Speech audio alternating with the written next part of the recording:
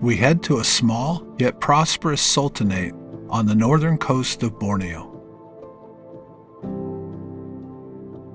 The abode of peace, nestled between the sea and the jungle.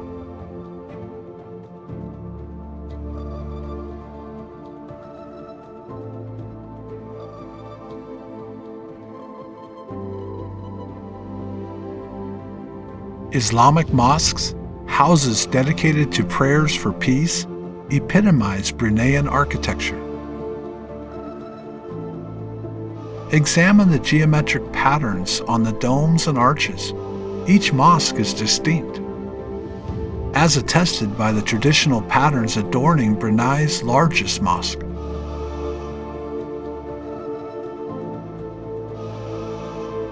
This courtyard has a secret retractable dome roof.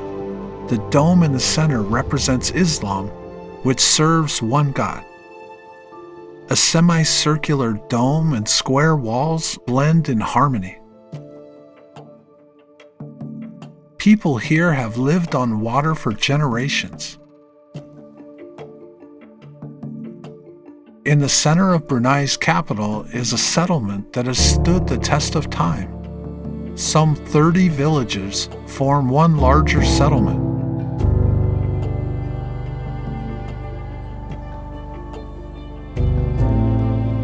This last century architecture has been transformed into a high-tech museum. The Sultanate built on water has seen prosperity over the years. This monument represents gratitude to God, symbolizing the 5 pillars of Islam. Brunei considers itself the abode of peace. Here, affluence is shared among all. According to legends, the name Brunei originates from an abode of peace reached at the end of a long journey, reminding us of the mosque first encountered upon arrival. People here remember their centuries-old history. This new landmark overlooks the city. Here we find clues to understand Bruneian mosques and traditions.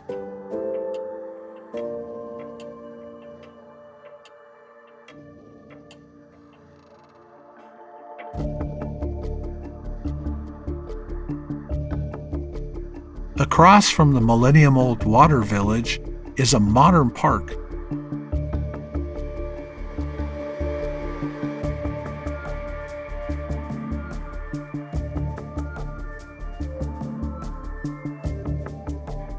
This mosque, symbolic of Brunei, tells of age-old tales of wild and colorful adventures.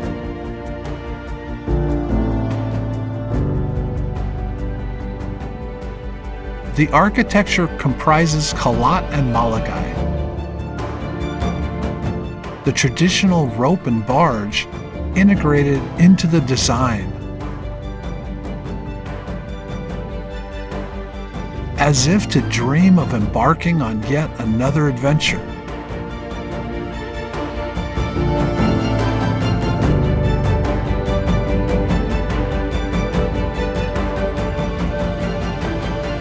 From the lush rainforests of Temburong to mainland Brunei, and from yesterday to tomorrow, we crossed the longest bridge in Southeast Asia, setting out once again on an adventure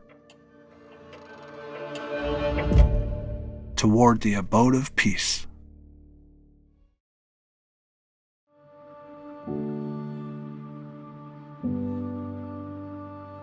Who are we, and what do we seek to become? Can architecture be the answer for these questions?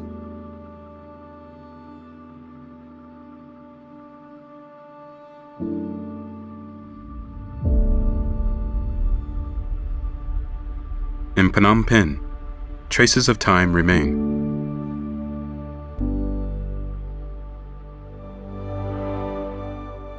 This Art Deco building has stood here for centuries. drawing in sunlight through its delicately patterned windows.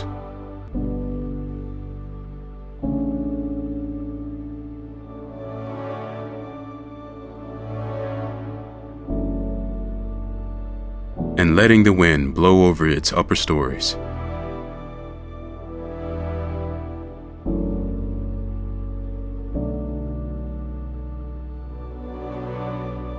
Phnom Penh is vibrant with young energy. An old factory becomes a new stage for creativity.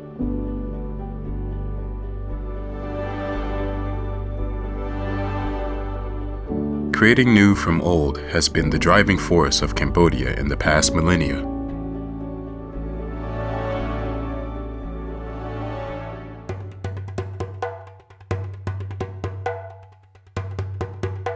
The National Sports Complex, inspired by the ancient temples of Angkor Wat, was a major project for Cambodia during its transition in the mid-20th century.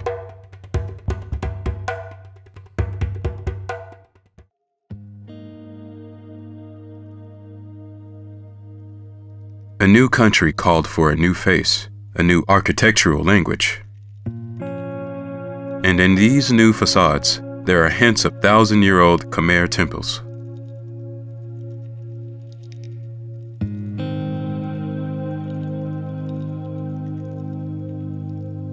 Wat Phnom, a pagoda commemorating the founding of Phnom Penh, continues to stand its ground.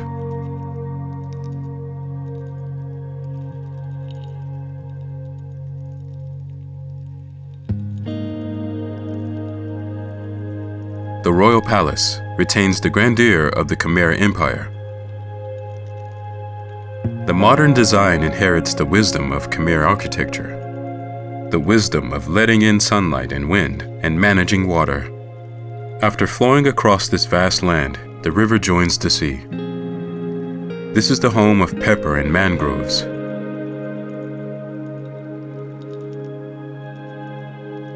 Here, people live in harmony with the delta.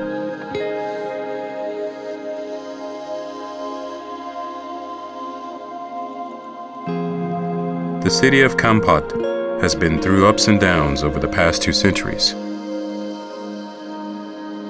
The people now accept history as it is. Foreigners' houses of the past are reborn into local homes today.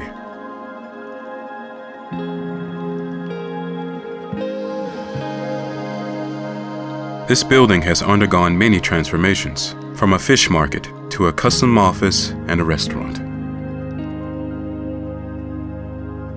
Much like Kampot, it has risen back up from ruins time after time.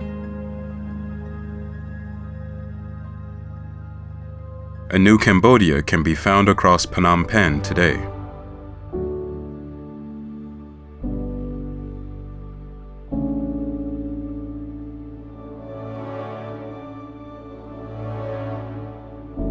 And again, people ask themselves, what do we seek to become?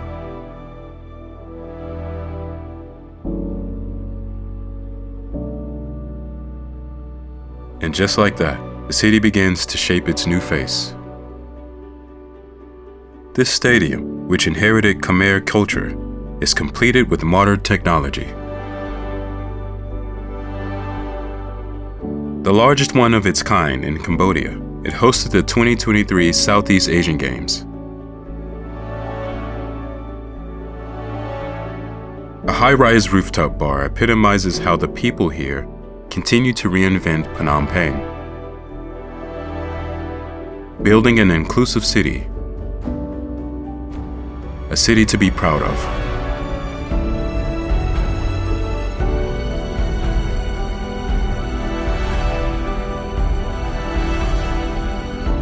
Connecting humans with the heavens. Khmer temples still stand among nature.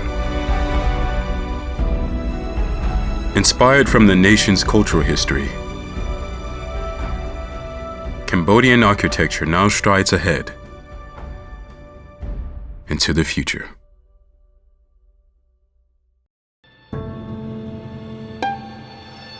Over 17,000 islands, hundreds of languages and ethnicities. What kind of architecture would embrace them all?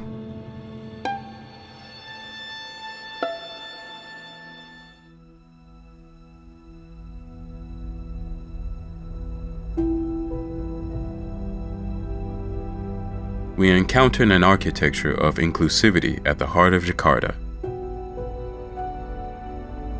This mosque sits next to the royal palace and square, like the traditional arrangement of villages in Java. A modern form of architecture was designed for inclusivity. Myriad patterns of the facade allow for ventilation. The dome resembles the sky, transforming by the hour.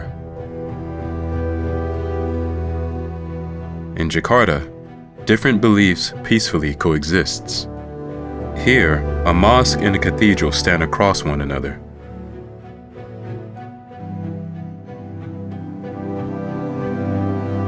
This neo-Gothic cathedral offers clues about the city. Its wooden ceiling reflects the tropical climate.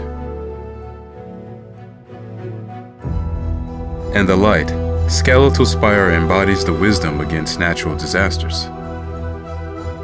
So, how did this gigantic city come to be?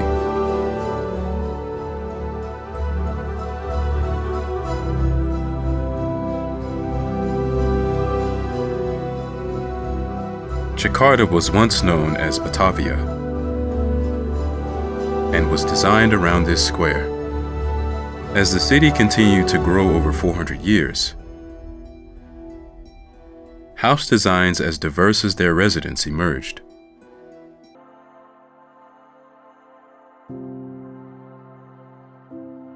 Deeper in the past, Jakarta was a community of villages. That sense of community still lives on today.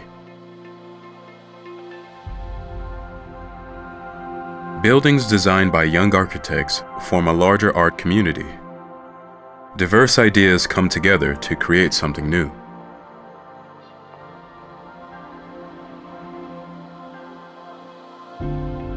Today, people construct buildings with the future in mind, where humans live in harmony with nature.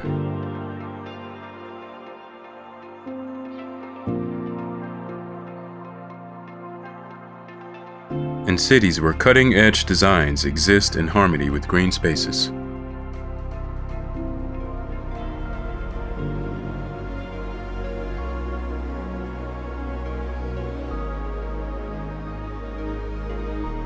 Where are the foremost architectural centers of Indonesia? Yogyakarta has been the cradle of civilization on Java, and the city remembers its former glory.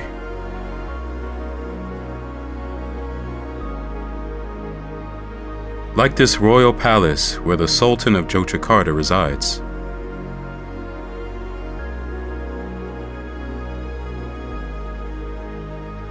And this monument, which bridges the palace with Mount Merapi in the sea.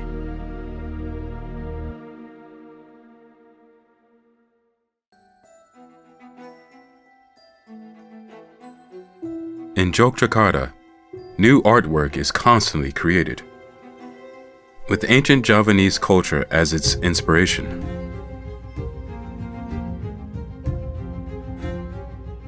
One example is the Wayang Shadow play that passes down the story of the past millennium. The play centers on a legend in which good prevails over evil, and the people keep this legend fresh in time-honored places of life.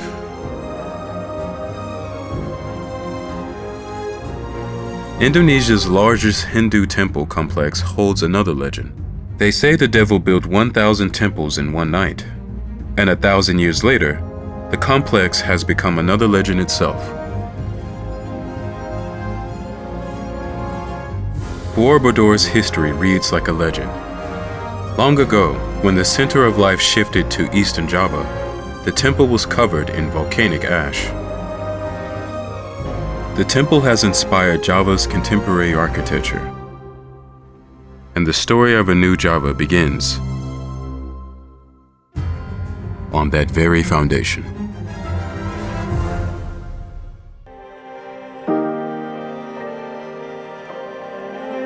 In the center of Vientiane, you encounter a special building. From this tower, built in the modern era, ancient legends arise and look after modern-day Laos, a peaceful land surrounded by 5 countries. Many tides have rushed across this land over the last several centuries. Amid the currents, time in Laos has flowed at its own pace.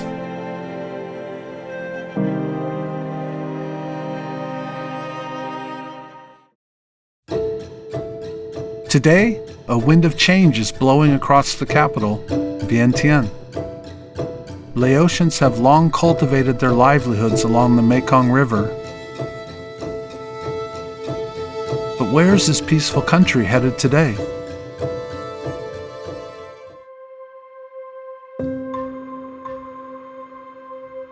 Laos was once called the Kingdom of Lan Xang. Some 400 years ago, Buddhist temples began appearing in Vientiane, the new capital of the kingdom. The temples were decorated with Lao patterns and mythological symbols. This golden stupa has come to symbolize Laos.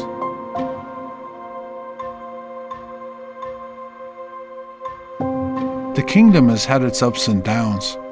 Regardless, people demonstrated resilience by continually restoring the temple. And each time, they would engrave their history in architecture. Each pillar and roof decoration holds a complex story. This park appears to be a historical site, but the statues were built less than a century ago. So how fast is time flowing now in Laos? The Mekong River, where the great Naga is said to reside, flows at the same speed as ever. In Luang Prabang, the old capital of Lan Xang, people start their day by sharing something with others. People here have weaved stories in their weft and warped threads. Like the legend in which a weaver followed Naga into the depths of the Mekong River. In Luang Prabang, known as the City of Temples, the temples are simply beautiful. Each temple is like a book, narrating the story of the kingdom's creation and the mythical tree. And the colossal roofs, unique to Luang Prabang, keep the story safely preserved. The symmetrical Beaux-Arts style meets the Lao architecture to create this time-transcending beauty. The golden statue of Naga and traditional Lao roof designs protect the palace. The golden statue of Buddha that tells the myth of the city's origins rests in this very palace.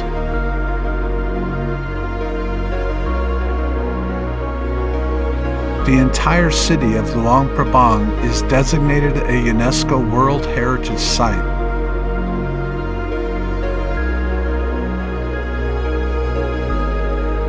And each building is a historical site. How was this city able to preserve itself in the past centuries? The trees that make up the dense forests of Laos have long provided people a place of refuge.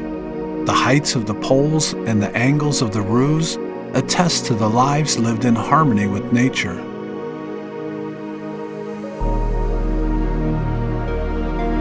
Luang Prabang has adopted diverse cultures as its own.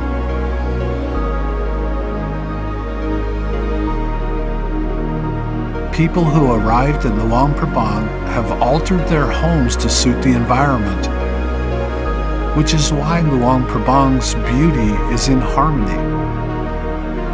The city is a result of different houses harmoniously integrating with each other. The architecture of Luang Prabang silently permeates people's hearts.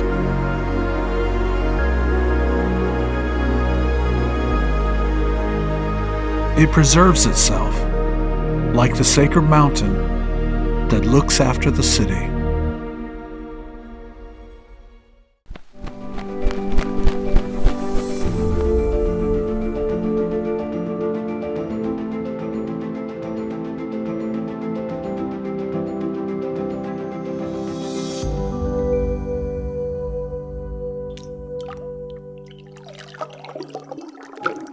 Imagine a waterway crowded with ships from all over the world. A city where unfamiliar faces, languages, and colors came together, following the wind and the currents for hundreds of years.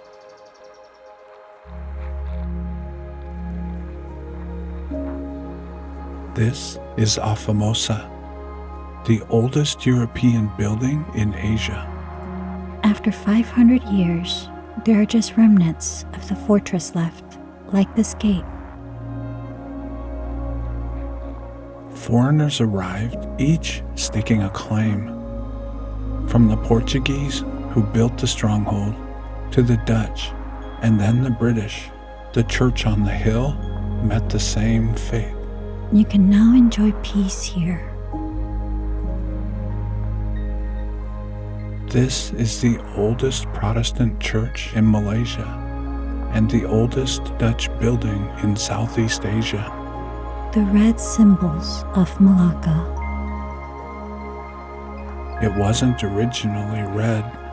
Constructed with bricks from the Netherlands and Malaccan red earth, it was first painted white. The exterior was repainted red much later on.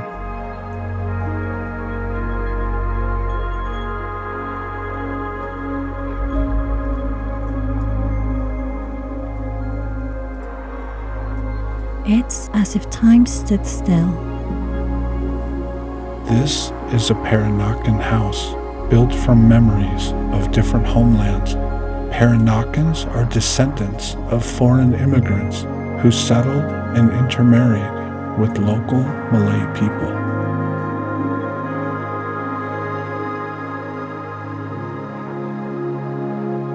This is another Peranakan-style building, an early 20th century shophouse. This hotel room has been restored to look like it did back then.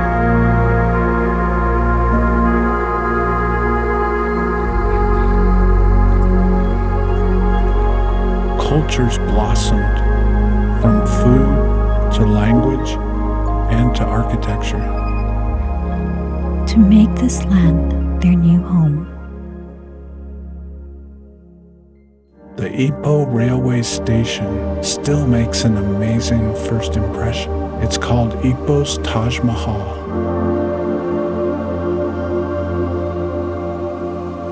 The town hall, another symbol of Ipoh. Pieces of each person's homeland fit together to make a house and eventually build a city. Just as British and Malay styles were blended to make this unique building. I wonder how they lived together with their different customs. They found the courage to build a new home here. Among the limestone hills and palm tree forests of Ipoh lies a mansion. The dream of a mining tycoon. He embraced styles and techniques to create the most impressive house. His family left the area and the mansion was forgotten for 100 years. It was claimed by nature before being reborn as a castle. One person's dream became a place loved by everyone. According to legend, Malacca and Ipoh are both named after trees. The forest and the city are alike.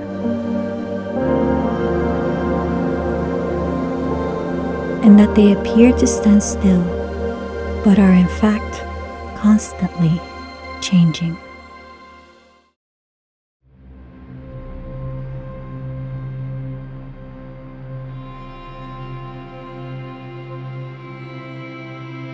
In Yangon, the most renowned pagoda in Myanmar guards the city.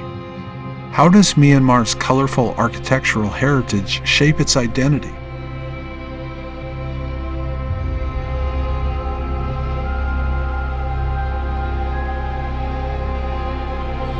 Yangon, the former capital and largest city in Myanmar, centers around a historic pagoda.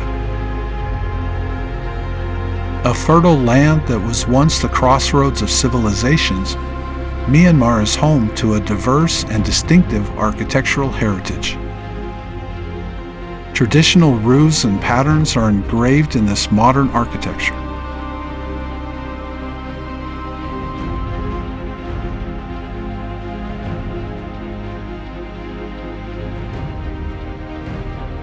Yangon's rich modern architectural heritage, harmonized with a Western-style park, endows the city with individuality.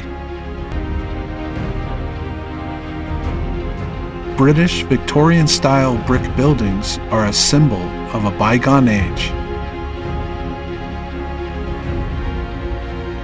It had been used as a government office. Today, the architectural heritage is being reborn into a museum.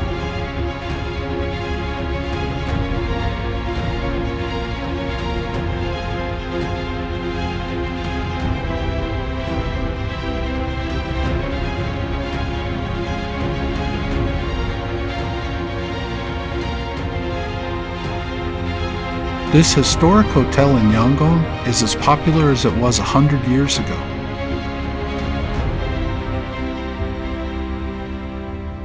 And this unique building houses Myanmar's prized treasures.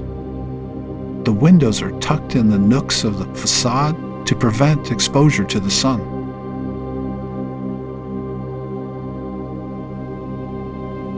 Smart buildings are beginning to emerge in Yangon. This ever-transitioning city is putting on yet another layer of time.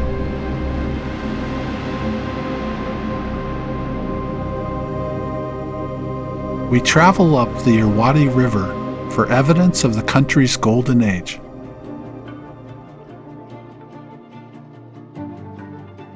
Bagan, the ancient capital of the Bagan Kingdom, is a heritage unto itself.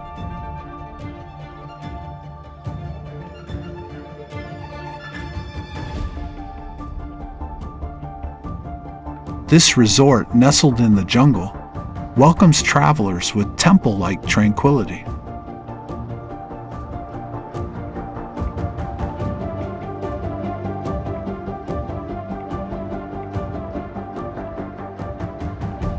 The pagodas, temples, and monasteries in Bagan each take on unique characteristics.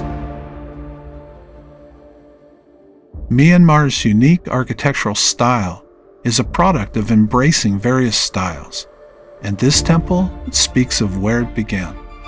Triangular gable walls resembling flames adorn parts of the temple, while the Hiti spire points up toward the sky. Shwezigan Pagoda is the origin of the many pagodas across Myanmar.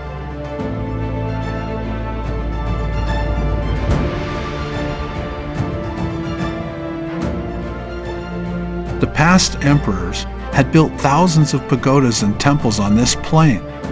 That's how it became known as the Land of Pagodas. Among them, this temple stands the tallest.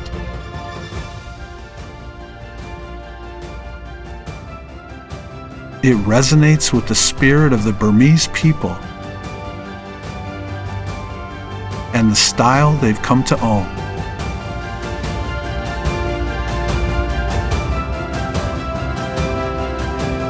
And their posterity will draw on their legacy to build the city anew.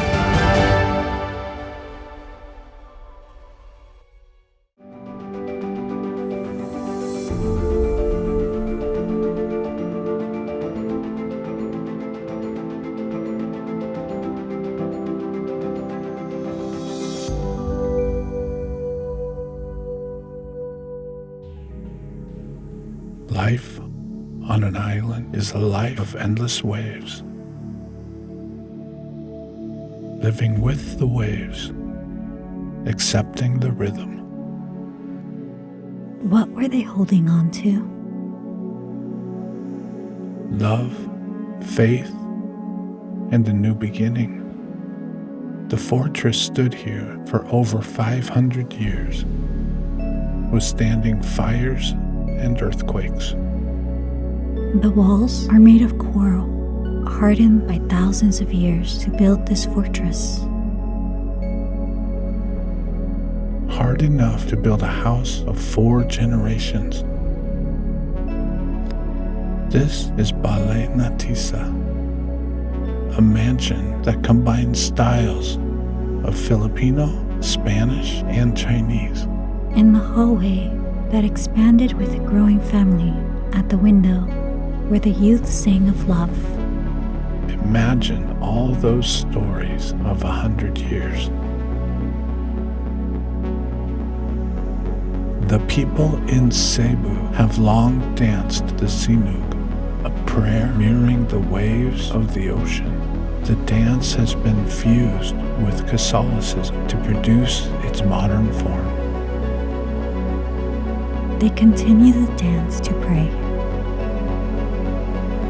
To honor the first cross, the story of strangers becoming one.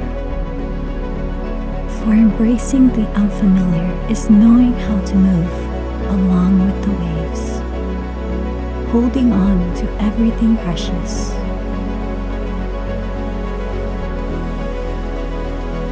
You can feel that spirit even at the new airport. The ceilings here reflect the waves and the traditional houses of the country.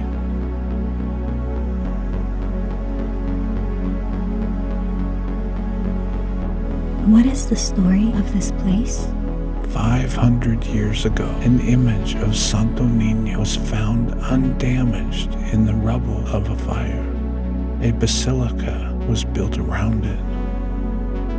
So it became the guardian of the oldest church in the Philippines.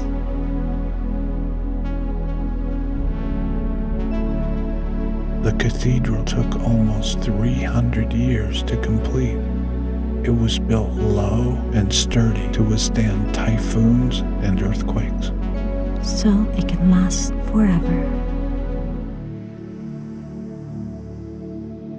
Here, 100 walls come together to form one chapel. Standing apart yet together, it must be a way of living in union.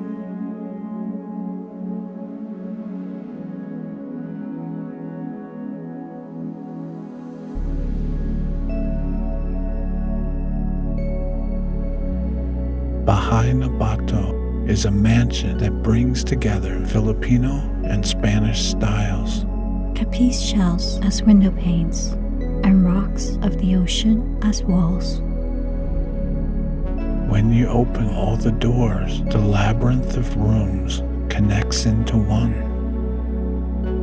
For 100 years, it was passed down from mother to daughter and generations thereafter.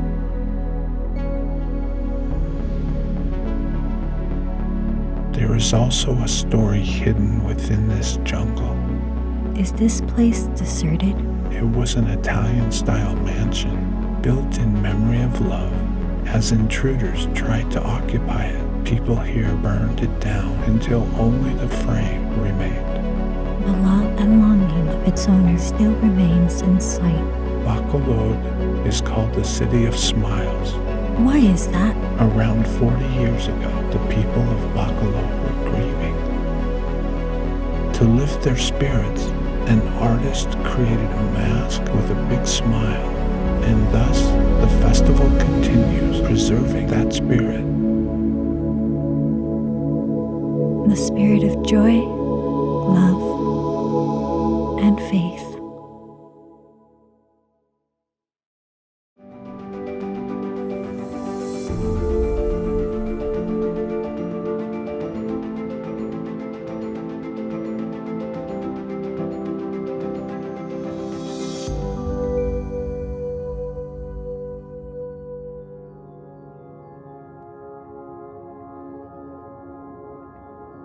A story of extending land above water across 2 centuries.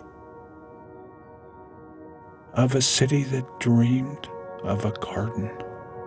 New buildings are designed with the future of the city and the beauty of nature in mind.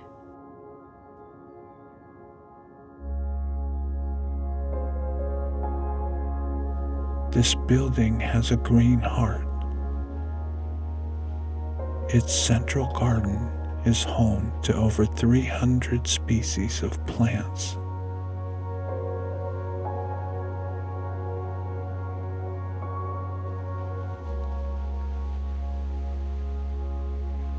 It reminds us of nature, even in the middle of urban life.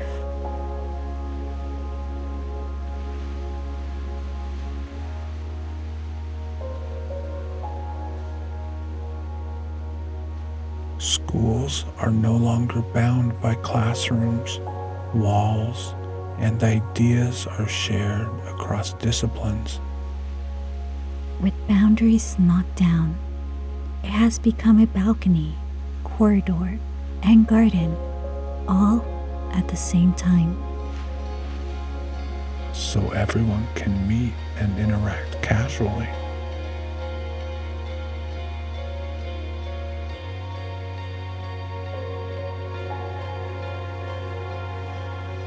On the land built above the sea is the central business district.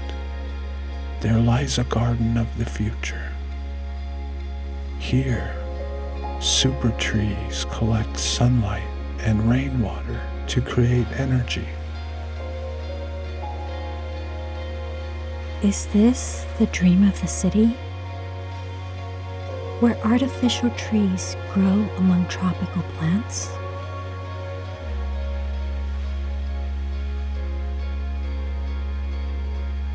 The dream where flora and fauna flourish among the skyscrapers and artificial trees glow.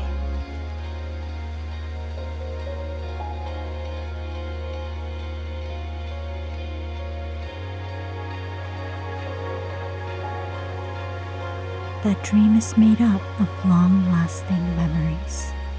Immigrants once lived in kampongs, which means villages. When the city's blueprint was drawn up, it reflected the history of different peoples.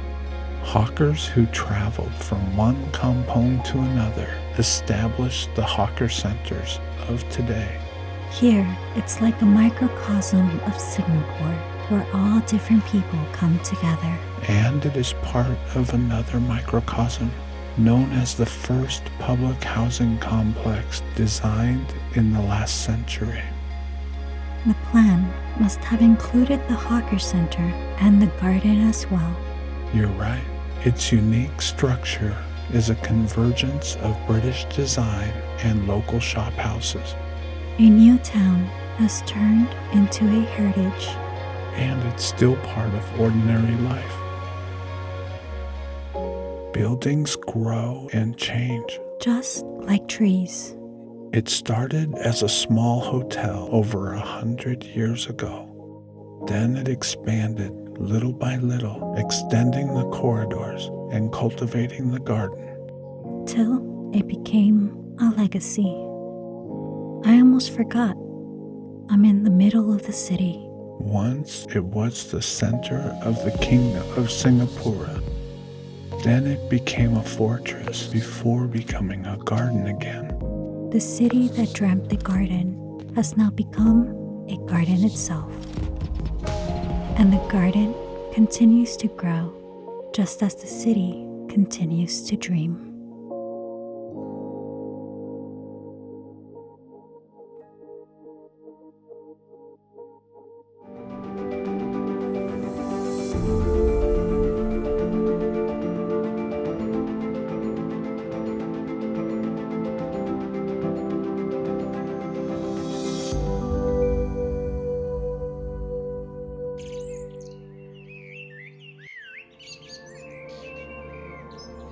There is a sacred mountain in Chiang Mai called Doi Suthep.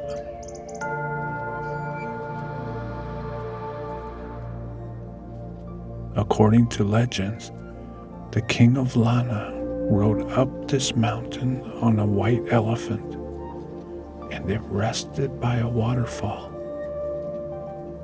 This must be the place. Ever since then, nameless pilgrims have rested here on their journey as well. Coincidence became fate.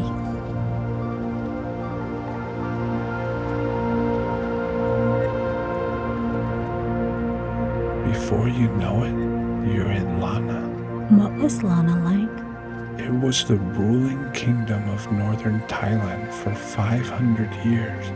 Chiang Mai was its capital. Many temples, or wats, are still here.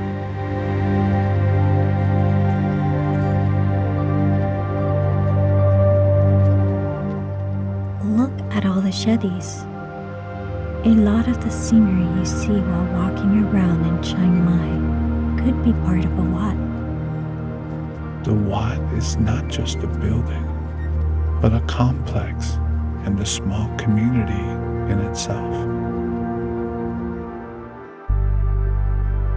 There is a historical building in the middle of a modern resort. You are in the former British consulate building, built in the early 20th century. Later, it was rehabilitated as a focal point of a resort. This museum once housed a family for 5 generations. Unpainted wood, unglazed tiles. Perhaps this is what Lana feels like. Built to be at one with the river and the wind.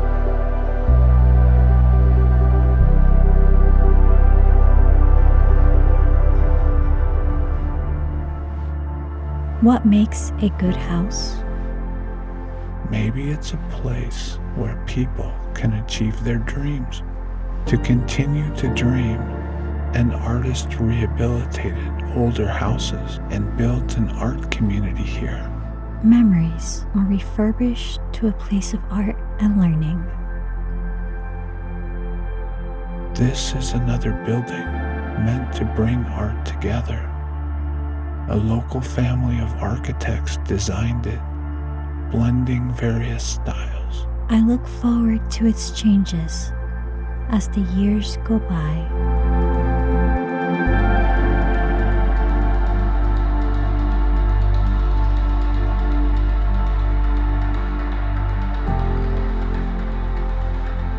Now we are in Chiang Rai, Lana's first capital.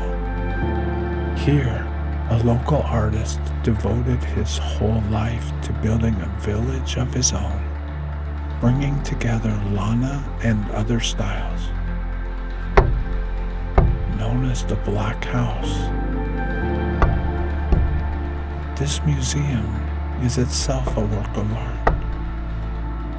Black embraces everything, even the darkness. Perhaps this was a representation of beauty to the artist.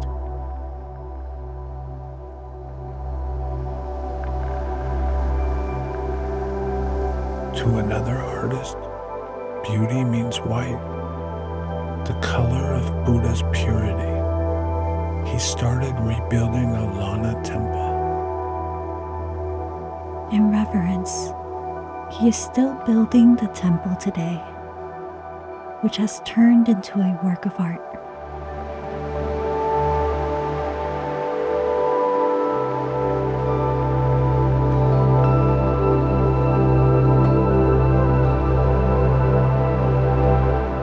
You know, Lana also means a million rice fields.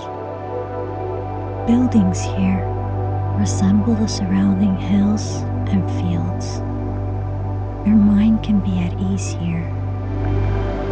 Maybe that's because each building was built by people who lived in harmony with nature. And maybe because we all share that ideal.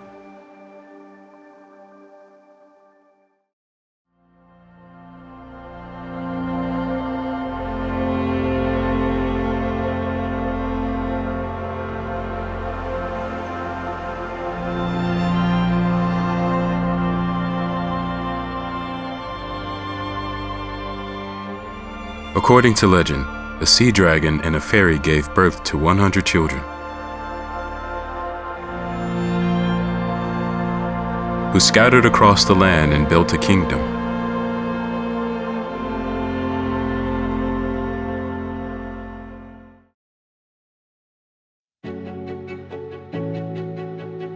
Over the next 1,000 years, countless people passed through Hanoi. Hanoi's architecture is as complex as its history. Baroque, neoclassical, Art Deco. In a century, this foreign-style building became a landmark of the city.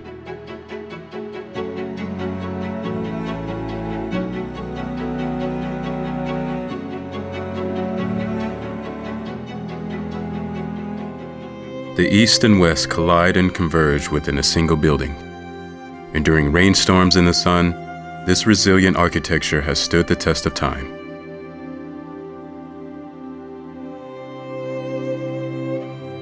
This composite structure is reminiscent of Hanoi's history.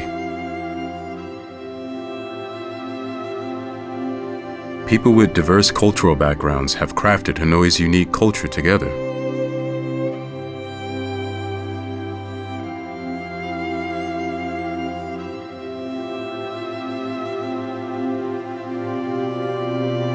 The Neo-Gothic cathedral in the old city center also harbors a story of its own.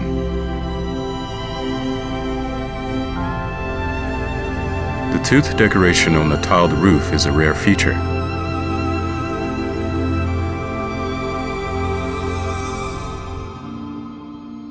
Living in a densely populated city requires a flexible mindset. That's how the Nha Ong was created, a unique multi-purpose building known as a tube house. Tube houses embrace different ways of life. They are long, thin, tall houses that are modified as necessary.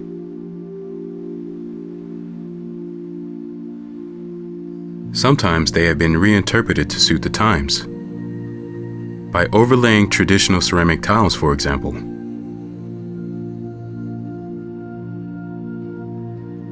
Tube houses pose a question.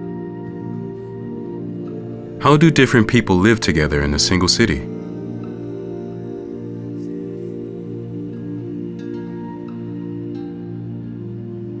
This neighborhood's centuries-long pottery-making heritage is channeled into a pottery museum.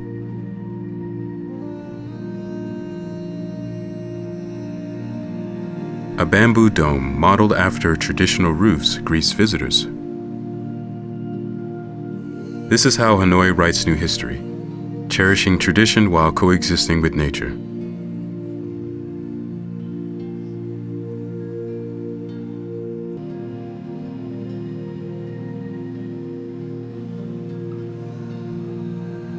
A concrete building in the city center is a protagonist in this new history.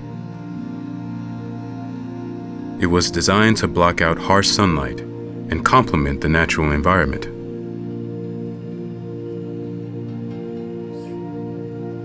So that Hanoi can remain for the next 1,000 years with modern architecture as its gardens.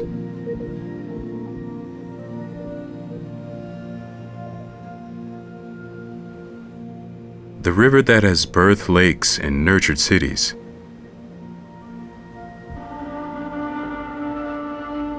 It is the path Vietnamese people have long walked.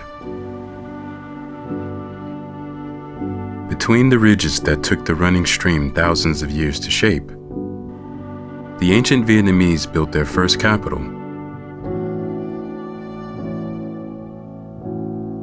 Centuries later, outlanders built cathedrals, stacked with local stone and wood, topped with Vietnamese-style roofs.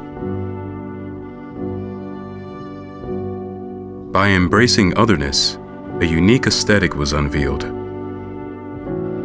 Over many years, people have traveled long distances to gather in Hanoi.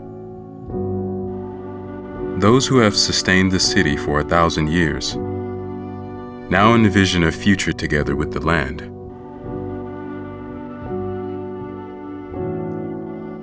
And like the river, their 1,000-year history will continue to flow for another 1,000 years.